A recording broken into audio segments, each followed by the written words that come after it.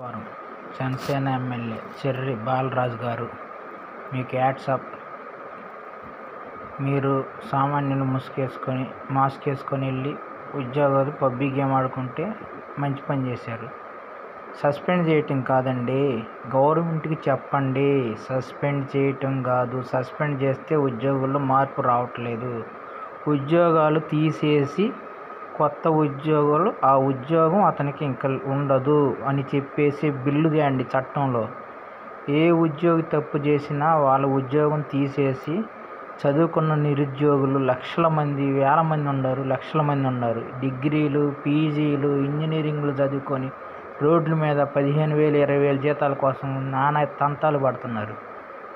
వాళ్ళకి అంత నిర్లక్ష్యమైంది ఉద్యోగులు. మినిమం ప్రతి ఉద్యోగికి 25,000, 30,000, 70,000, 80,000 లక్షల్లో జీతాలు తీసుకుంటున్నారు. అయినా వాళ్ళ అహంకారం ఏంది? ప్రజలు వెళ్తే రెస్పాన్సిబిలిటీ సరిగా ఉంటలా, సరైన స్పందన ఉంటలా, పల్లె వెలుగుల బస్సుల్లో కూడా చేయెత్తితే ఆపట్లా. ఉద్యోగుల్లో మార్పు రావాలి. మీలాంటి ప్రతి ఎమ్మెల్యే అలాగా చేయాలి.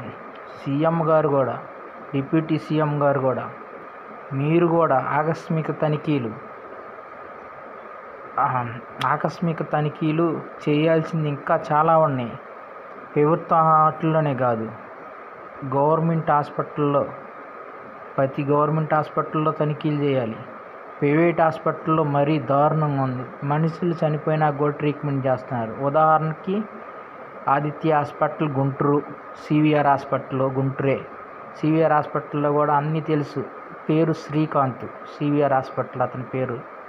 మనిషి ప్రాబ్లం తెలిసి అన్నీ తెలిసి ప్రాణాలతో చెలగాటమాడి డబ్బులు గుంజేసి కూడా చివరికి సీఎం రిలీఫ్ ఫండ్ పెట్టుకోవడానికి బిల్లులు తీసుకొని వెళ్తే ఏదేదో సాకులు చెబుతున్నాడు.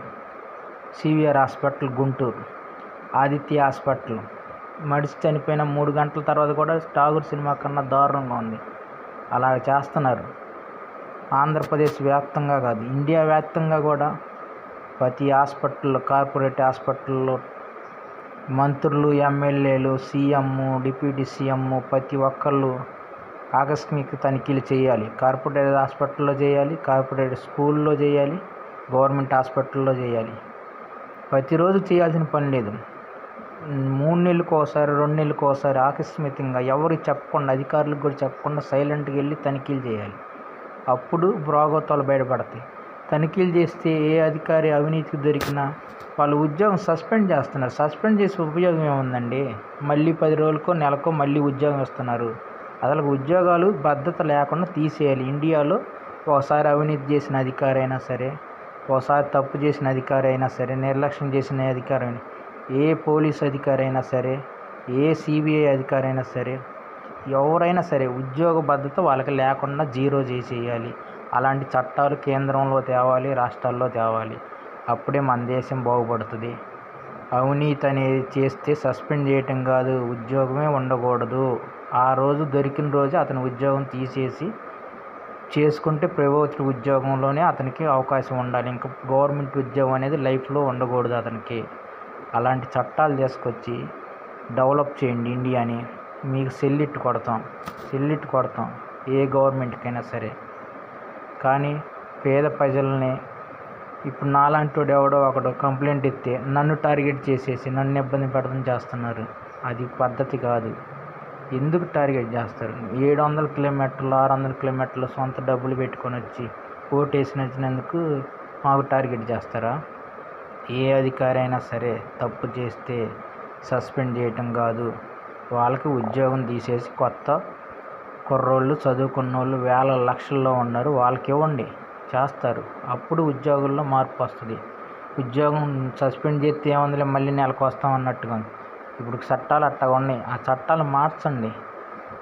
ఈ స్త్రీలపైన అన్యాయం జరుగుతుంది కదా, ఆ అన్యాయానికి కూడా బిల్లు తీసుకురండి. స్త్రీలని ఎవడైనా సరే, నాలాంటి లోఫర్ గాళ్ళైనా సరే, ఎవడైనా సరే ఎంత తప్పు చేస్తే, ఎవరైనా సరే స్త్రీల మీద అగత్యాలు చేస్తే వాళ్ళకి 48 అవర్స్లో వాళ్ళ కాళ్ళు చేతులు తీసేసి వాడిని అవిటివాడిగా పడేయాలి.